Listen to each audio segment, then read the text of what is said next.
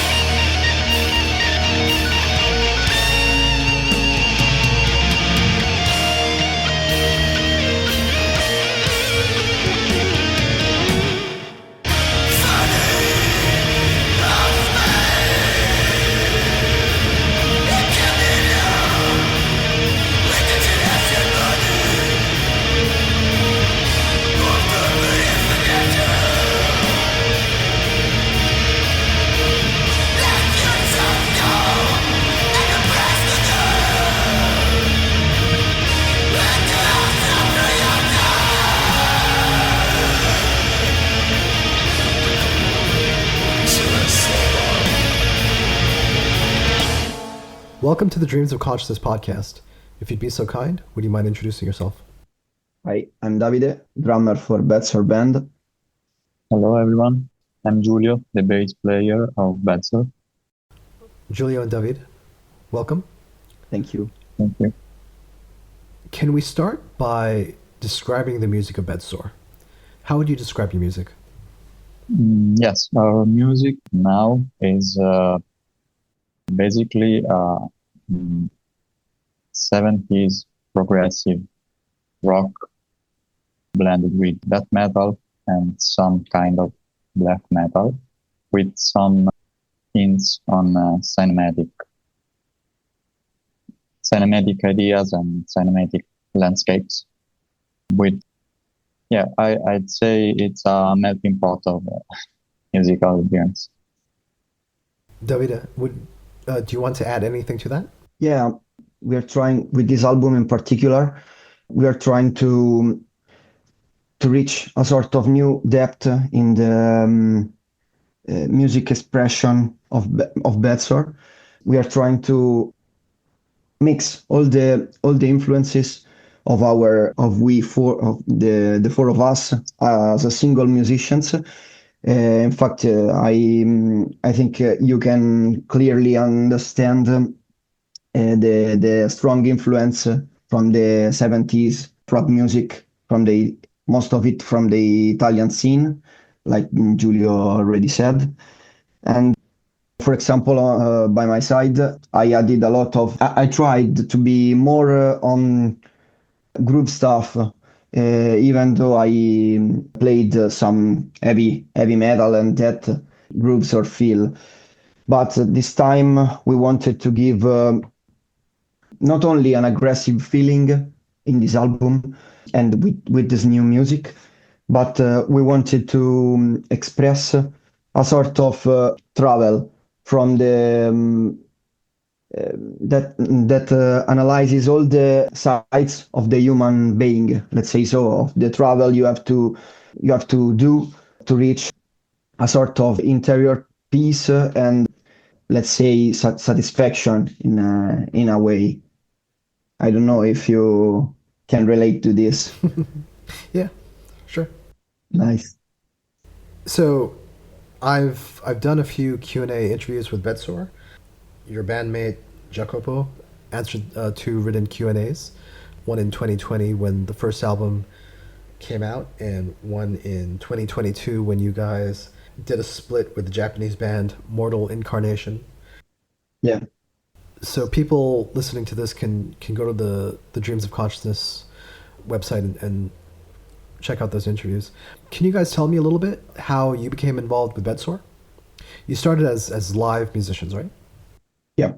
Yes, in 2018 and 2019, after releasing the very first demo that contains 2 songs from the first album, we got involved as live musicians, and then we became official members of Bedsore in 2019-2020 with the recordings of Hypnagogic Hallucinations. Yeah, at the beginning we were like real sessions, let's say so, because we had the Jacopo and Stefano being the mind of the band, the creative mind. But with the passing of time, we even though we were involved mostly in the live part of the band, of the life of the band, we started to add some influences, our personal influences. So the passing of time, Jacopo and Stefano so that in a sort of way we could be really good additions to their way of their interpretation to the music. So step by step, we became a really important part of the Bedsore machine, let's say so, the Bedsore engine. So after the first years of live live sessions, musicians, let's say so, we became active part of the band. So and we're still contributing a lot to the development and to the music, especially in this new album. We had a lot of, let's say so, space to work with our ideas, to blend that ideas with Jacopo and Stefano ones. So when I did the Q&A a few years ago, The process of writing songs started with Jacopo and Stefano, and you guys came in a little bit later. Is it still mostly the same way? It's a little bit different because, this whole album has been thought in a different way compared to the previous ones. Yeah. Mainly because keys and synths and orchestral arrangements came came as roots instead of guitars. So it's a little bit of a different perspective. Yeah, basically, Jacopo and Stefano provide us with their ideas and some like the timeline and structure of the songs. Then we add our parts, but we work a lot on drafts. So basically, the final arrangements came in a later step. So yeah, depending on the song, we could have maybe guitars, bass, and drums, and then synths, or synths, keyboards, bass, drums, Hammond, and so on, and then guitars. Maybe you noticed that in Dreaming the Strife for Love, guitars are important, but in many parts they are a little bit, not so relevant as it's used to be in a metal album. Yeah, and that's something that Jacopo mentioned, that the organs and the synths would be more prominent on this album. Yeah. And we can speak about that a little bit. When you guys write songs, or at least when you work on the arrangements, are you guys in the practice space together, or do you do a lot of file sharing over the computer, over the internet? It depends on the song. Yeah. For most of the songs of Dreaming the Strife for Love, for example, when I arrange bass, I do most of the work sharing files and at home. And I'd say it's similar with drums, except of some particular sections where we meet in a rehearsal space and we discuss everything. But I think Davide can explain this in a way better than me. Yeah, this time it was a little bit different than before, because, for example, for Hypnagogic, we shared files mostly. So it was a back and forth made in a digital way, especially. And then at the end, we started to be together and rehearse the parts to see if everything worked in the right way, in the way we wanted. For this new album, instead, we had quite different approach, because at the very early stage, we had the usual back and forth made with digital files. But after very, very little time, we started to stay together, even if we were just writing with MIDI, so not really playing drums. But we started to create something together and talking to each other while, for example, I was playing my parts. And for example, we had Giulio on the other two guys telling me what for example, were their feelings or their impression or what they wanted to communicate during a specific part, so that I would find the right drumming groove for the part itself. After this, I started a phase where I studied the songs on my own in my home studio. And after that, the guys came to my home and they listened the drum part live, so that we could see that we could listen if everything worked this way as well, and how, for example, I played certain parts or certain groups, and we started modifying some accents, some fills to have the perfect flow from a song to another one. And I think that this time the process was very, very smooth because I prefer way better to work like this by talking in real time with people because it's very faster and I can really understand if the way I am listening to a song or the way I am playing the drums on a certain moment are correct and can express what also the other guys wants to express in that specific part. So I think I'm very satisfied with the composition process of this new album.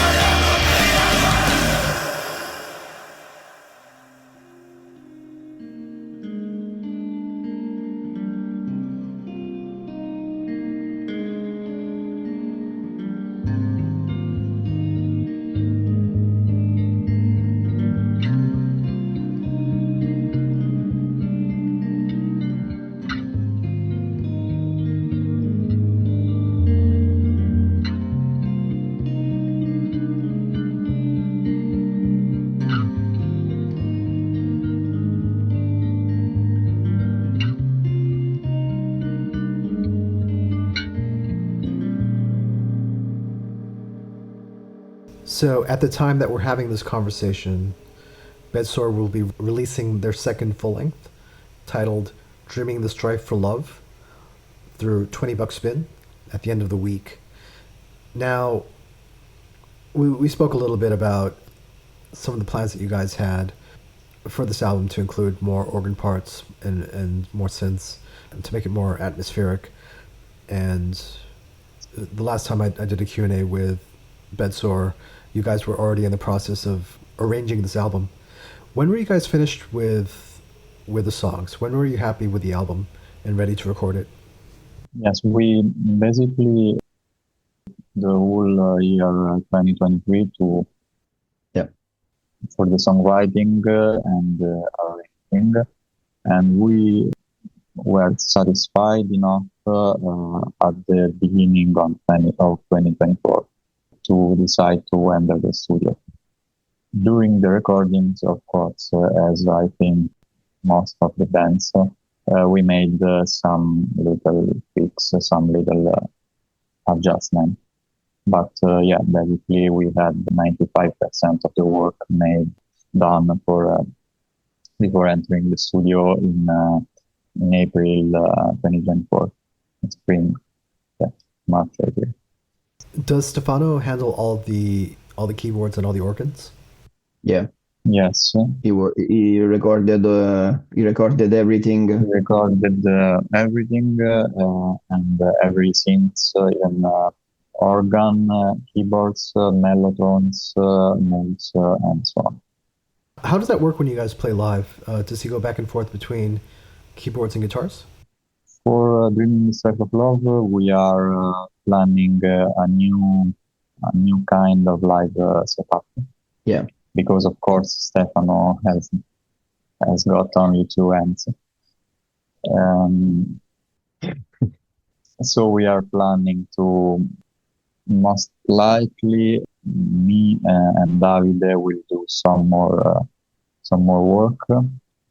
Yeah. And we are eventually thinking about adding some live members to play an additional guitar, because Stefano couldn't handle even guitar with Dreaming This Type of Love, as he did in past with Hypnagogic. And also another person who will handle atmospheric stuff and some more keys. If possible, of course, we will evaluate it according to the venues, according to the possibilities that we will have. Where did you guys record this album? Where were the sessions done? The drum sessions were made at NMG Studio in Palestrina, a little town near Rome, and we spent 3 days there. The studio has a very big recording room, and a lot of, let's say, instrumentation. So it was very, very interesting to play there, to find the right tone for each part of the drum. Same for the cymbals. So we had a very meticulous study of what the drums should have played during the recordings. We had some changes during the recording itself, because we needed some different sounds. For example, some different snares. We had the possibility also to use some rototoms in the fields, so you can listen to not only to traditional, let's say, so rack toms, but we also put inside some passages on rototoms so that we could have a more specific sound.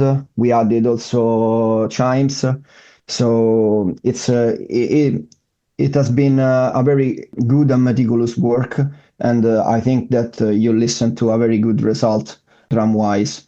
For what is about the other recordings, I think that Giulio can answer better than me, because it was more present. He was more present. Yes, basically we made the guitar reamping at the NGM studio, like drums. Then we recorded at the Blind Faith studio the Hammond, which is a real Hammond, so vintage Hammond Itri. And also Moogs and some keyboards we recorded at Blind Faith Studios, but it was split between Blind Faith and Jacopo's place, which is called the Le Trombe degli Angeli Studios.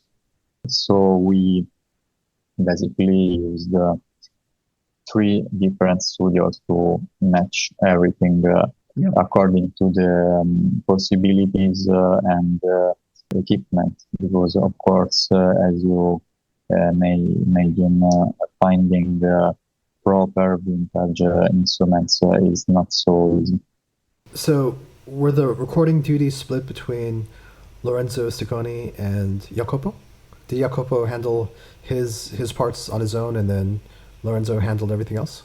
No, Lorenzo handled everything because he followed us in the aforementioned studios, and he handled basically everything with the help of Jacob, of course, and with the supervision of listening to our suggestions and our impressions. But basically, Lorenzo is the main sound guy behind the mix.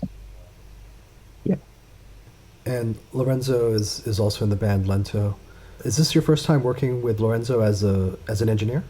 Yes, it's the first time we chose him because for this album, we were aware that we needed someone pretty skilled and not too much related to the metal scene. Not because we don't like metal scene, but because we knew that this work is a little bit different from a standard metal recording.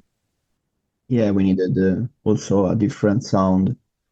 We thought about a few names, and the one of Lorenzo has been the most appreciated because of first of all he lives in Rome, so we can have face-to-face meetings with him. We followed the mixing process in person at his place, and he has been able to follow us in every studio we did.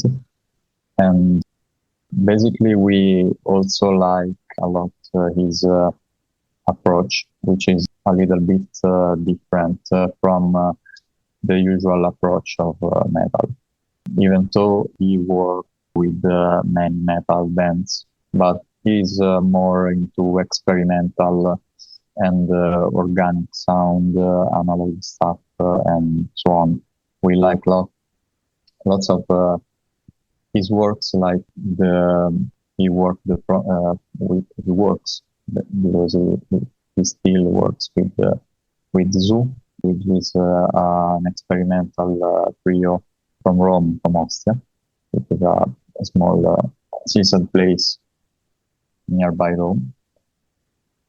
And with Lily Refrain, and also his personal projects are very interesting, like Chrome and many others.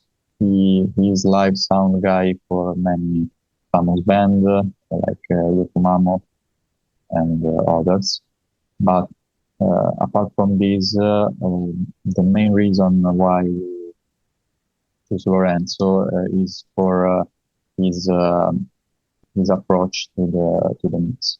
He gave a lot to the mix and to the songs, and he was able to catch the mood and the intention behind every single section and every song and the whole album. Davide, did you want to add anything to that about working with Lorenzo? I worked with Lorenzo during my drum recording session, and I felt very good. He was extremely detailed in telling me what he needed me to do during some specific part, maybe.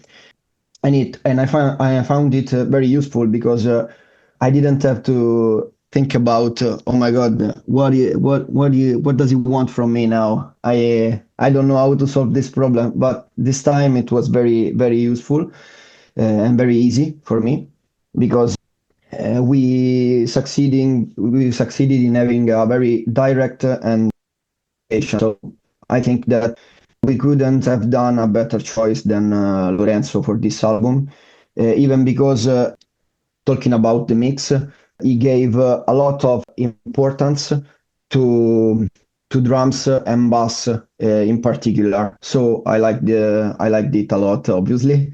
And for example, it's the first time that I'm really satisfied with the sound of the kick, of how it is mixed and inserted in the songs. So I'm completely satisfied with Lorenzo, and I I can tell you for sure that I'll work with him again, for sure. What did he do for the kick? How did he record the kick? I recorded it in the most natural way possible, so no triggers. And we had two microphones, obviously, one for the bass to catch the bass part of the sound, the bass part, and another one for the attack. But the thing that I like the most is that he succeeded in having a kick that is not overlaid with a trigger, but has almost the same impact, but without losing the big sound make from the bass, let's say. So I don't know if you can understand what I'm saying, but he did a perfect blend from attack and punch, let's say. So in this album I can have a very, very precise kick without using a trigger. That's the thing I liked really the most, because I'm trying to not use triggers anymore the most of the occasions I play live, because I think that I lose in the natural sound of my kick drum that I like a lot. And by having this sort of mix between attack and big bass sound, was the perfect one for me. I really liked it, and I was totally satisfied after listening to the final mix. So I think that was really, really perfect. No, I didn't have anything that didn't convince me at the end of the process of the composition, of the recordings, and the mixing and mastering process. So I was totally satisfied with drums. And I think it's not always possible. And it's instead quite a rare stuff. So I'm very happy with this situation, with this album, and with the collaboration with Lorenzo.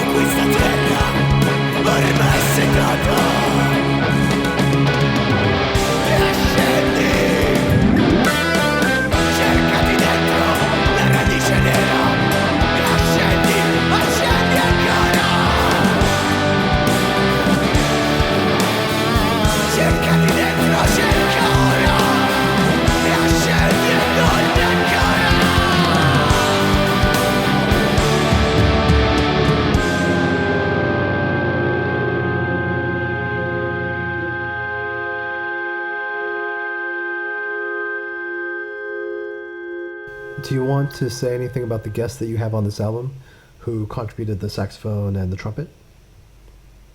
Yes, Giorgio Trombino from Assumption and Bottomless and many other acts is a friend of ours since the very beginning of of Bedsore, of this project.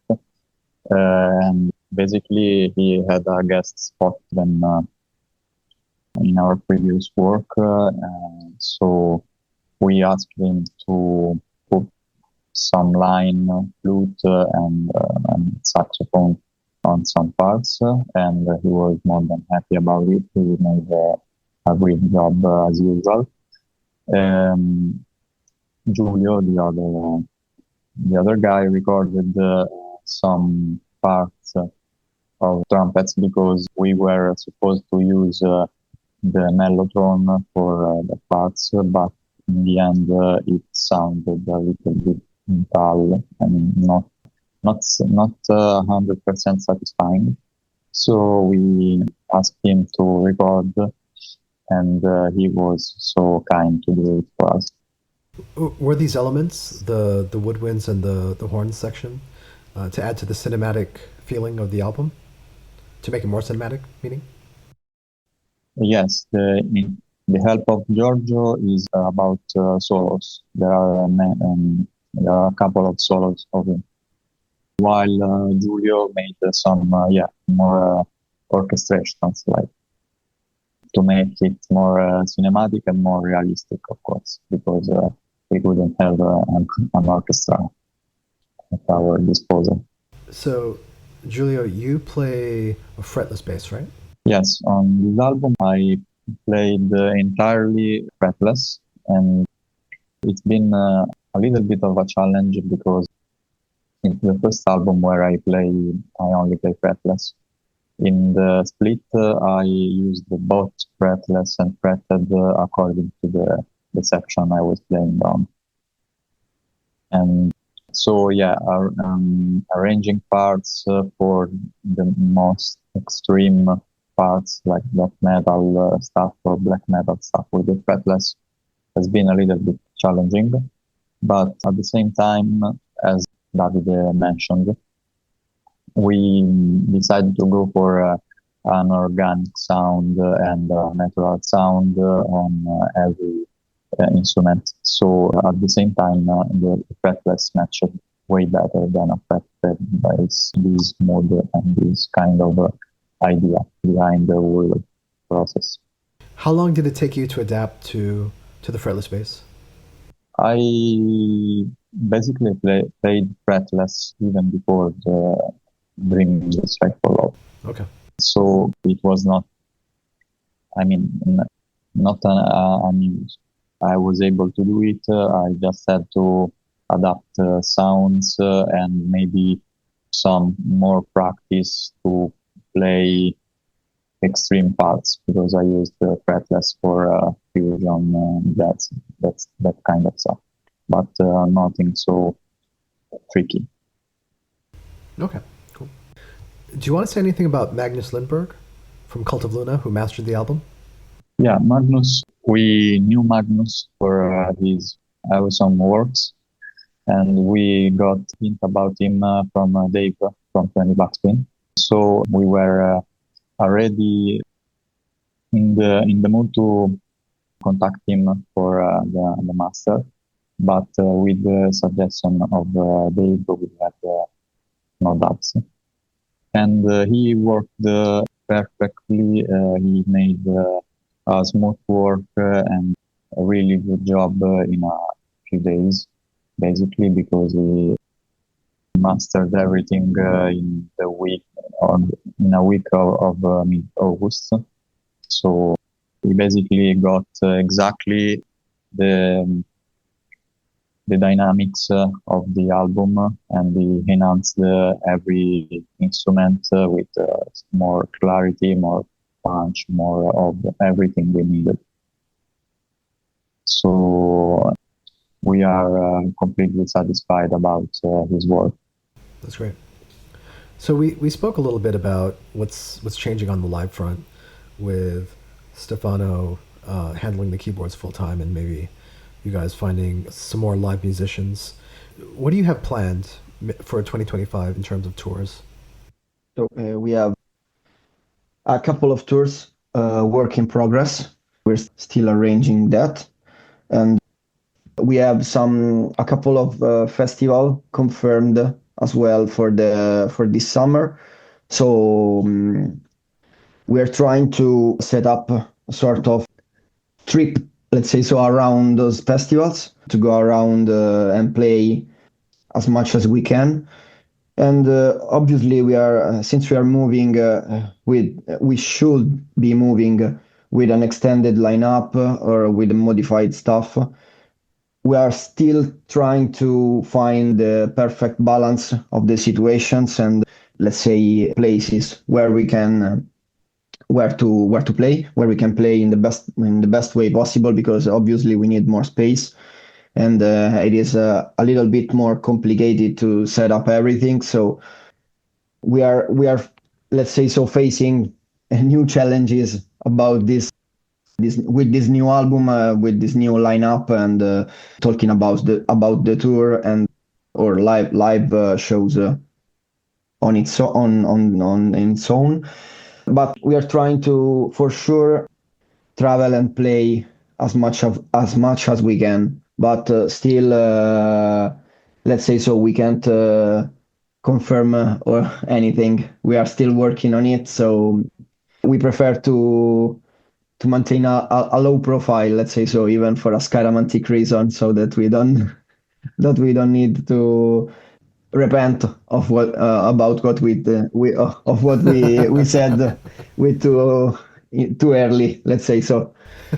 But there will be dates, there will be tours and live shows. So I think we will have a very busy summer. We will have a good summer and good, let's say, good live months after the release of the album. Very cool. So by the time people hear this episode or watch it on YouTube, Dreaming the Strife for Love will be out through $20 Spin. Davide and Giulio, please tell everyone how they can order the album. What's the best way to get it? So yes, the album can be purchased on the $20 Spin Bandcamp or $20 Spin website. We will have some merch like t-shirt and long sleeve. We are still working on the design and on the layouts, and it will be available on our Bandcamp, so Bedsore Bandcamp, but in a later moment. And the vinyl will be available and is available in pre-order at the moment in 3 different variants, plus the black one, then CDs and tapes. And these all from the label $20 Spin channels. We will have some more merch like gadgets, patches, and something else we are working on it on our Bandcamp. So you mentioned the 3 variants in addition to the black vinyl, right? Yeah. That $20 Spin is creating. Yeah. Do you want to say anything about the colors, and maybe how many copies will be available? The copies, I think that they will be enough, because usually label press standard copies for the vinyl. So I guess if something will be sold out, it will be repressed with another variant. Okay. So yeah, we have no limited quantities, I mean. And about the colors, we have 3 different colors, all matching with the cover art. They are brown, so-called Halloween, orange, golden hug, beer, and that stuff that perfectly matches the artwork, and also the layout colors. So it's a really good gadget, other than a good listen, I hope. Now, because of the 70s prog and cinematic influences that you guys have, would you recommend that people listen to this on the vinyl? Or does it matter to you? Yes, but I mean, we made a different master for every format, so I think they can enjoy our music in every format in the best possible way. Yeah. And if people want to follow Bedsore online and get updates on the tours that you mentioned, without you guys having to repent, what's the best way to do that?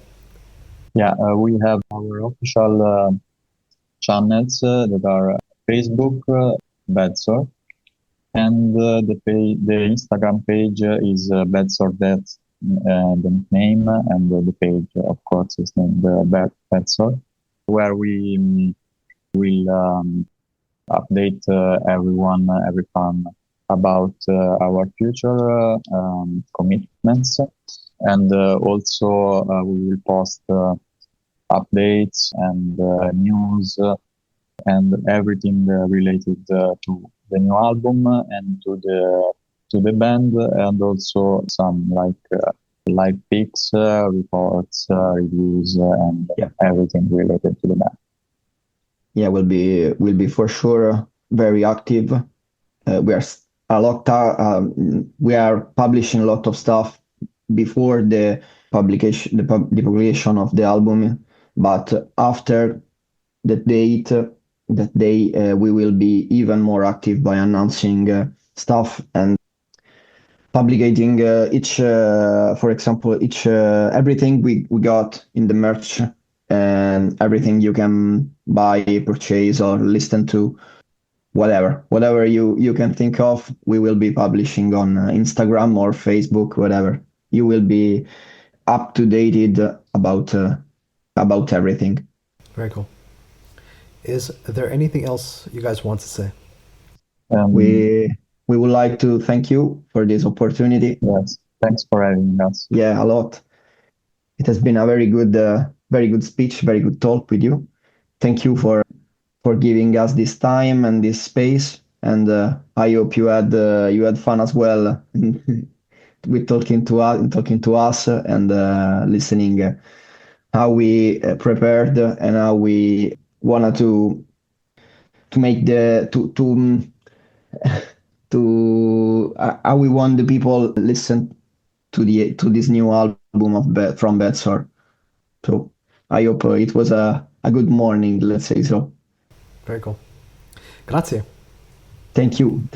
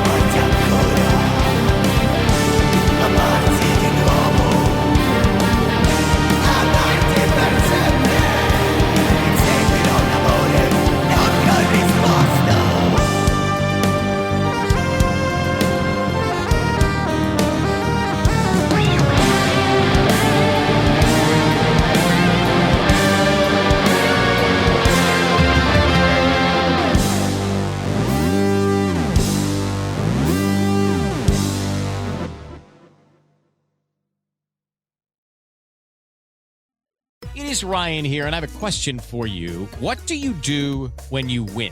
Like, are you a fist pumper, a woohooer, a hand clapper, a high fiver? If you want to hone in on those winning moves, check out Chumba Casino. Choose from hundreds of social casino style games for your chance to redeem serious cash prizes. There are new game releases weekly, plus free daily bonuses. So don't wait. Start having the most fun ever at ChumbaCasino.com. Sponsored by Chumba Casino. No purchase necessary. VGW Group. Void where prohibited by law. 18 plus. Terms and conditions apply.